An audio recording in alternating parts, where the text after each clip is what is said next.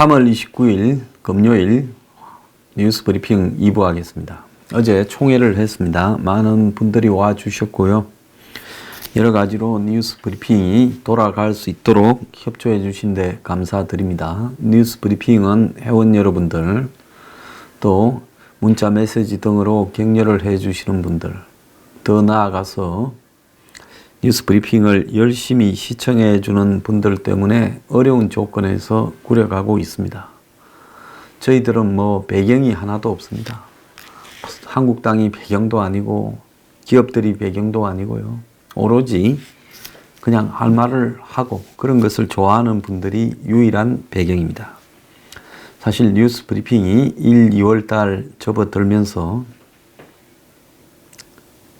짐작은 가지만 말은 하지 않겠습니다. 여러 가지 방해로 인해 뉴스 브리핑 조회나 구독 등이 어려움을 많이 겪고 있고, 노출이 잘 되지 않고 작동에 문제가 생기기 시작하면서 노출되는 비율이 많이 내려갔습니다. 그러다 보니까 전체적으로 뉴스 브리핑이 지금 원활하게 이렇게 돌아가고 있지 않고, 그러다 보니까 여러 가지로 시청자들에게 접근도 어렵습니다.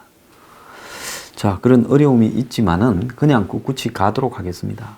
사실은 여러 가지 폭로가 1, 2, 3월 달에 집중됐고, 그런 폭로들을 못마땅하게 생각하는 사람들이 뉴스 브리핑이 제대로 되지 않도록 말려 죽이려고 하고, 또 거기에 대항해서 또 다른 폭로와 또 여러 가지 이 권력의 어두운 측면을 드러내면 낼수록 더욱더 뉴스 브리핑은 어려워질 거라고 보고 있습니다. 저도 각오를 좀 하고 있습니다. 그렇기 때문에 뉴스 브리핑은 절대 굴하지 않고 계속 가던 길을 그대로 갈 겁니다. 많은 관심을 부탁드리고요. 또 더 나아가서 여러분들께서도 이 지금 험난한 시국에 대해 여러 가지로 좀 마음의 각오도 좀 다지실 필요가 있지 않나 생각이 듭니다. 자, 김의겸 청와대 대변인의 투기로 시끄럽습니다. 자, 노후에 전세 살고 싶지 않아서라고 이야기를 하고 무려 빚을 16억을 박아서 집을 샀습니다. 건물을 샀지요. 자, 그 건물은 곧 허물어집니다. 그러면 그 건물에서 이렇게 들어갔던 지금 물려있는 전세금도 내줘야 되고요. 2억 몇천만 원 되지요. 또 그 건물에서 나오는 100수십만 원의 이 월세도 이제 못 받습니다. 그러면 결국 김의겸은 이자에다가 또 건물에 내줘야 될 보증금, 전세 보증금, 거기에 또 사라지는 이 월세, 이런 것들이 다 데미지로 다가올 겁니다. 그리고 은행에 지금 국민은행에 10억 2천만 원입니까? 빚을 냈는데 그 이자도 200수십만 원이 될 겁니다. 자, 그것뿐이겠습니까? 4인 간의 채무라고 3억 6천이니 1억이니 말이 왔다리 갔다리 하는데 도대체 채무가 있는 겁니까? 없는 겁니까? 그러다가 나중에는 1억으로 해서 형제들 간에 주고받고 한 것이다. 퉁치면 플러스 1억쯤 될 것이다. 그러니까 빚이 한 1억쯤 될 것이다. 이렇게 말을 합니다. 그게 말이 됩니까? 처음에 4인 간의 채무라 했으면 형제들을 4인이라고 이야기를 합니까? 그렇게 발표해놓고 문제가 되니까 가족들 간의 채무라고 이야기를 합니까? 이자 냈느냐? 왜 건저당 설정 안 했느냐? 그렇게 들어가니까 가족들 간에 주고받은 돈이라고 말하지 않습니까? 자, 취득세가 4.6%라고 합니다. 그러면 26억짜리 빌딩에 4.6%면 취득세만 해도 한 1억이 될 거라고 보입니다. 복비도 만만찮게 나왔을 겁니다. 김의겸은 취득세나 복비는 어떻게 냈는지 이야기를 좀 해야 될 겁니다. 자, 그것뿐입니까?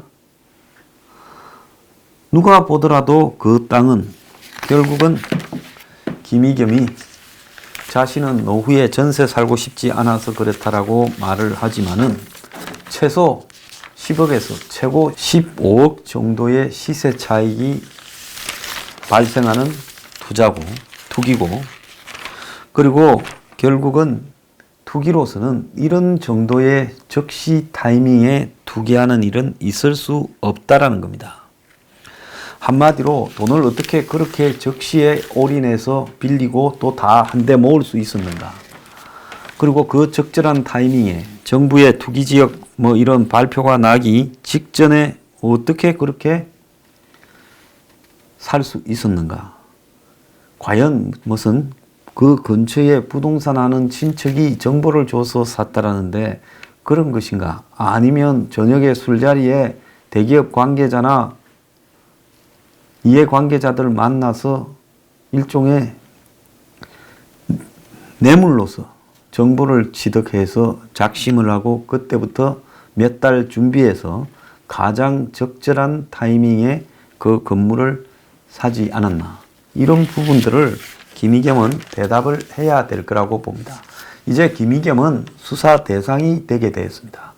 사찰 DNA가 없고 타는 목마름이 어쩌고 저쩌고 말장난을 치면서 국민의 한마디로 속을 썩게 만들던 김의겸은 아무리 버텨봤자 곧 사표를 내게 될 거라고 보고 있습니다. 그리고 사표를 내고 나면 아마 누군가가 고발을 하겠죠. 그래서 김의겸은 정보 취득 과정에 대해서 지금 제기되는 의문에 대해서 한마디로 진짜 빚이 빚인지 뭘 믿고 저런 것인지, 자신은 관사에 산다는데 그러면 김의겸이라는 사람이 부동산 투기를 하도록 정부는 그를 관사에 먹여주고 공짜로 재워주면서 그 전세금도 뺀 돈 마누라 중학교 선생 그만둔 퇴직금까지 몽땅 털어서 투기해서 한 몫을 잡을 수 있도록 국민의 세금으로 도와준 것인가에 대해서 이해가 가지 않습니다. 그거는 그 전에 종로 옥인동에 전세를 빼서 청와대 직원을 위한 관사에 입주했는데요. 이 청와대 관사라는 것은 지방에 거주하는 사람이 청와대에 근무하게 되었을 때 필요한 것이지, 서울 사는 사람들이 관사 들어가라고 부동산 투기하는 동안에 집 빼서 그 돈으로 투기 종잣돈 마련하라고 관사를 해준 게 아닐 거라고 저는 알고 있습니다. 자, 청와대 관사라고 하는 거는 보통 청와대 뒤에 보면 경호원들이 24시간 이렇게 해야 되니까 있는데, 경호원들 그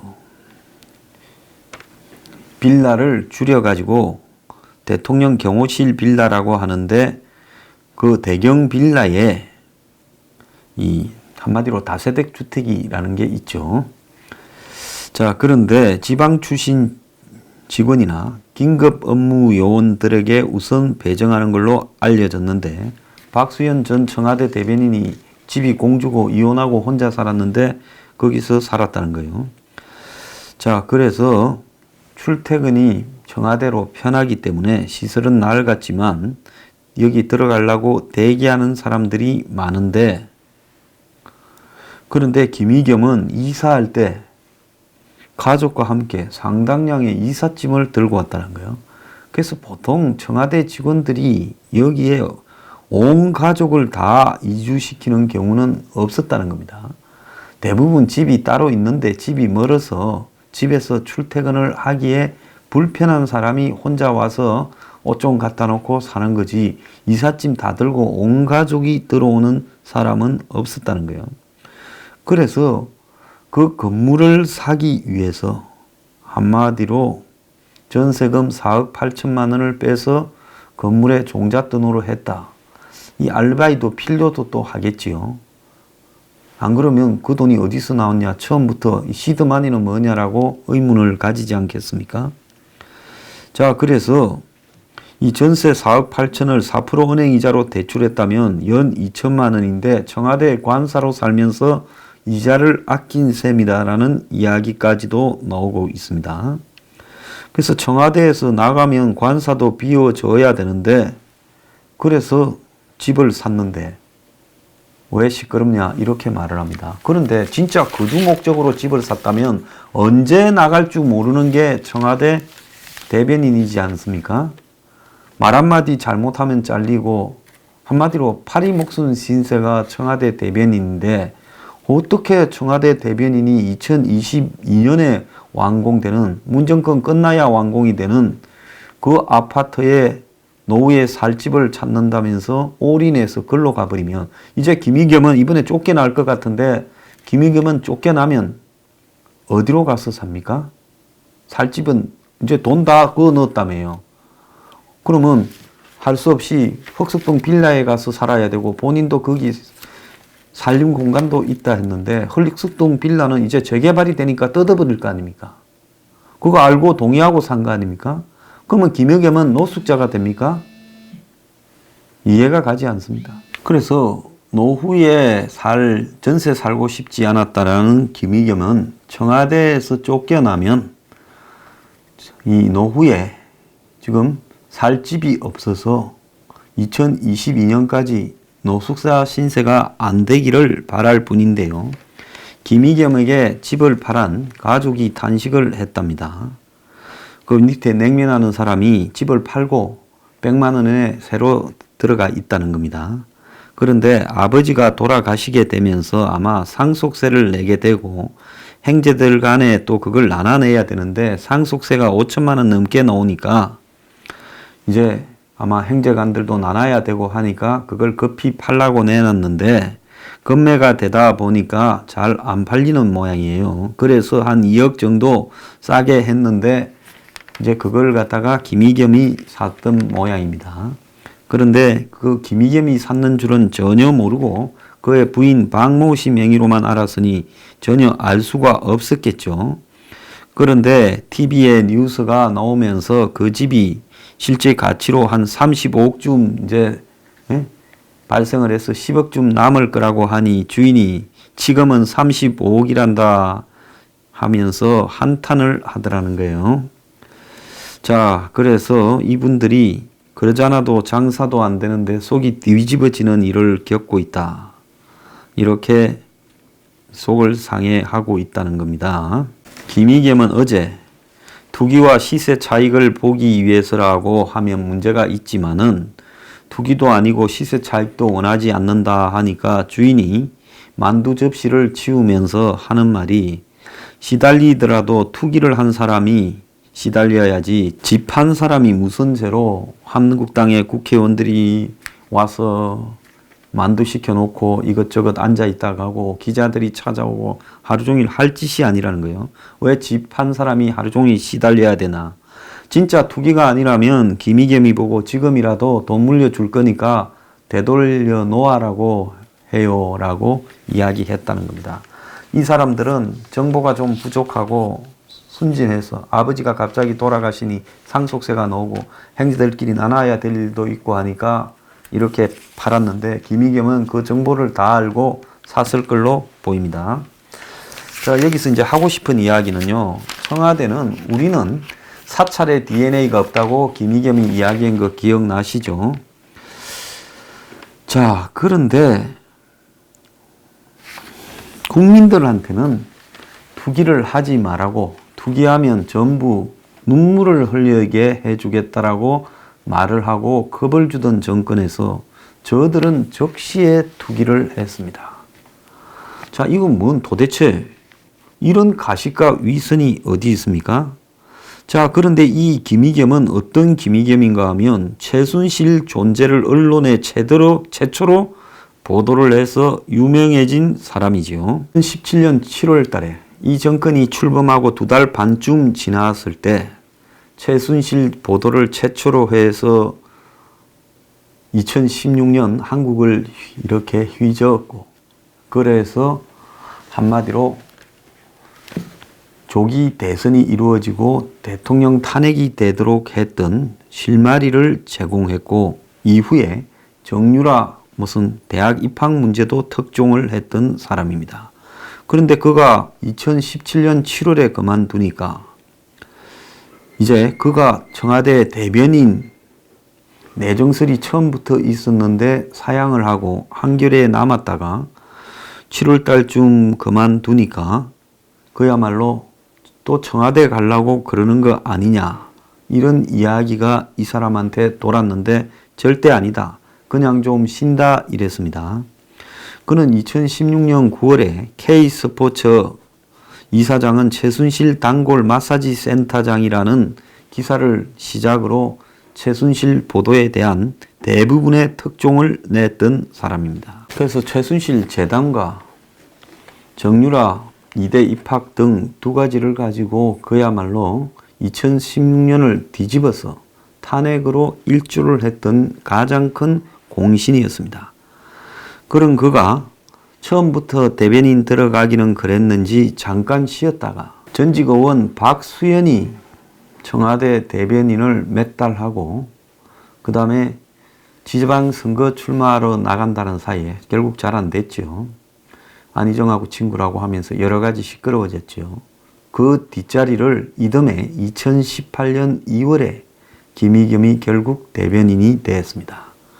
전에 SBS에 39살 먹은 기자 하나가 대선 때 특종 좀 해주고 청와대 행정관으로 들어갔다가 나올 때 4급에서 상급으로 올렸다가 금융그룹의 상무로 가서 억대 연봉을 받는다 이야기를 했죠.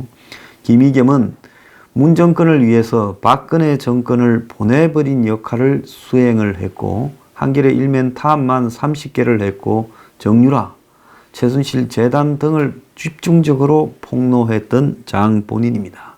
농공 형상으로 청와대에 들어갔겠죠. 자, 그런데 이 김의겸의 문 정권은 국민들에게 한마디로 부동산으로 돈 버는 시대는 끝났다, 이렇게 이야기를 하면서 김현미 장관이 2017년 파리 대책을 발표하며 사는 집이 아니라면 처분하는 게 좋을 거다, 이렇게 말을 했습니다. 그런데 공직사회 내부에도 이런 공포 약발이 안 먹히는 게 2019년 재산 변동 사항을 보면 고위공직자요, 청와대 비서관급 이상 86명 중에 25명이 다주택자고 심지어 5채를 신고한 경우도 있었다고 합니다. 자, 그리고 부동산을 담당하는 국토부와 산하기관에는 다주택자가 40.1%나 있다는 겁니다. 그래서 솔직히 말하면 능력만 되면 국민들한테는 대출을 억제하고 이제 담보만으로도 돈을 빌려주지 않는다. 그 사람이 갚을 수 있는 소득이나 여력이 되어야만이 빌려준다. 그래서 은행들이 부동산 담보 대출을 억제해라. 그리고 부동산에는 엄청난 세금을 때리겠다. 이렇게 하면서 앞으로 집을 사면 그냥 안 두겠다. 이렇게 협박을 국민들 상대로 이 정권이 해왔는데 김의겸은 흑석동에 26억짜리를 그 정부가 국민들을 한참 부동산이 폭등할 때 그 와중에 김의겸이 집을 샀던 작년 7월입니다. 그러니까 부동산 두들겨 잡는다고 정부가 투기지역 발표하고 막 이렇게 하는데 본격적으로 정부가 압박을 하기 전인 한 달쯤 전에 김의겸은 그 와중에 강 크게 집을 샀던 겁니다. 그러면서 은행들로 하여금 소득이 확실하지 않으면 돈을 빌려주지 마라 이렇게도 했는데 그는 은행에서 10억 2천만 원이나 빌렸습니다. 이번에 청문회 하는 데서 보면 청문회 나온 7명 중에 집 문제에서 멀쩡한 사람이 하나도 없고 재산이 4억대라서 이번 험에도 사람은 청렴한가 싶었던 김연철이도 부동산에서 잡음이 끊이지 않았습니다. 그래서 문 정권의 문재인과 그 핵심 정책 위반자나 고위 관료들은 부동산 투기 억제라는 정책을 가지고 국민들을 압박하면서 그들은 그 기조와 어긋나게 부동산으로 엄청난 돈들을 벌어왔고 지금도 하고 있는 사람입니다. 자, 청와대의 아까 간부들 중에 상당수가 다주택자의 일부는 수십억대의 시세 차익을 거두었고 심지어 1주택자도 계속 투기를 하면서 1주택자가 수두룩하다라는 겁니다. 그래서 부동산 투기를 관리 감독해야 될 청와대 고위 인사들이 주택으로 재테크를 해서 한마디로 부동산 투기를 억제하겠다라는 그들의 메시지와 또 그걸 갖다가 발표하는 공무원들, 고위 공무원들 사이에 완전히 자 말과 행동이 이렇게 일치하지 않을 수 있는가 하는 선례를 보였습니다. 이번에 장관 후보자 7명 가운데 4명은 집을 3채 이상 보유한 다주택자입니다. 최정호 부부는 이 국토교통부 장관이요. 송파, 잠실, 경기도 분당에 아파트 한 채씩을 갖고 세종에는 펜트하우스 분양권도 하나 갖고 있었답니다. 그래서 이 세 채의 시세 차익은 23억이나 된다고 하고요.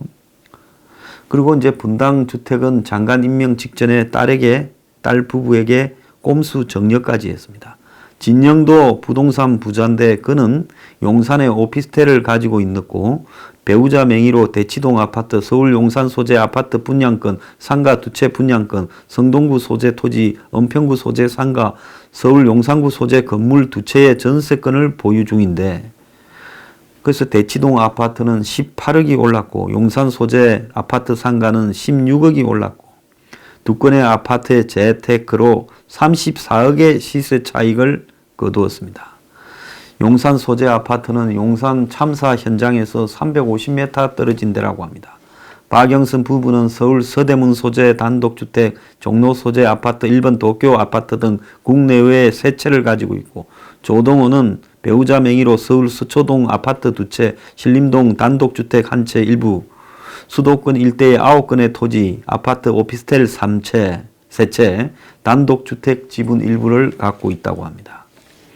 자, 이뿐만 아니라 청와대 비서관 중에 앞에서도 이야기했지만 수십 명이 다 주택자라는 겁니다. 집 없는 사람 기미겸이 집을 마련하는 방법이 기상천외한 부동산 투기로 마련했습니다. 자, 그래서 이 문재인부터 양산에 그야말로 큰 좋은 집을 가지고 있고 돈은 얼마 안 된다고 신고했어요. 그 딸 부부는 석연찮게 구기동에 빌라를 갖고 있다 팔았습니다. 자, 그래서 지금 이 정권의 위에서부터 밑에까지가 전부 다 부동산으로 돈을 벌고 있으면서 겉으로는 부동산을 적으로 규정하고 부동산으로 돈 버는 일이 없도록 해주겠다.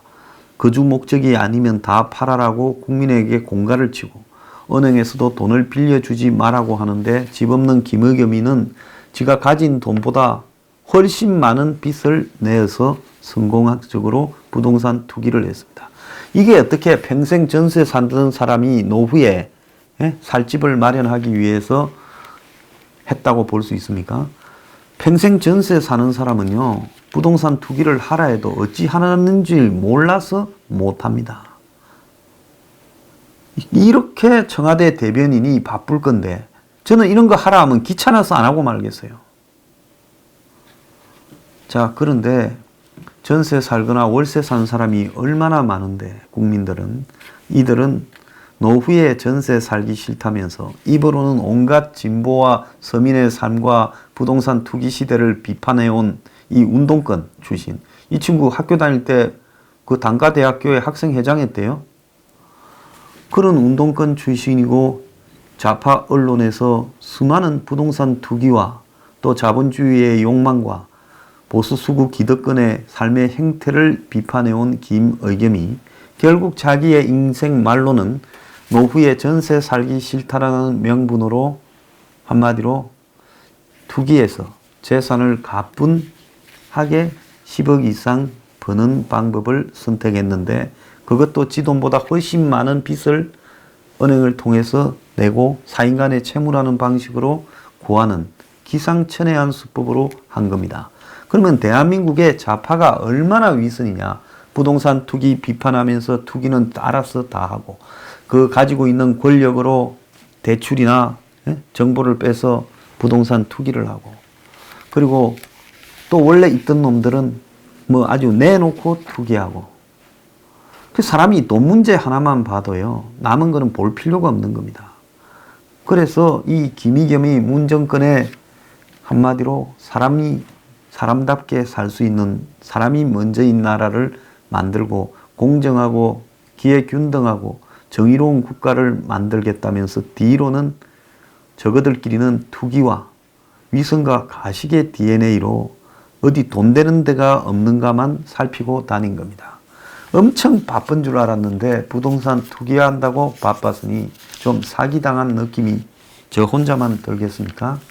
여러분, 이것들요, 이렇게 가식과 위선이 있을 수 없습니다. 그럼에도 이것들이 하는 이야기를 다 믿고 싶습니까?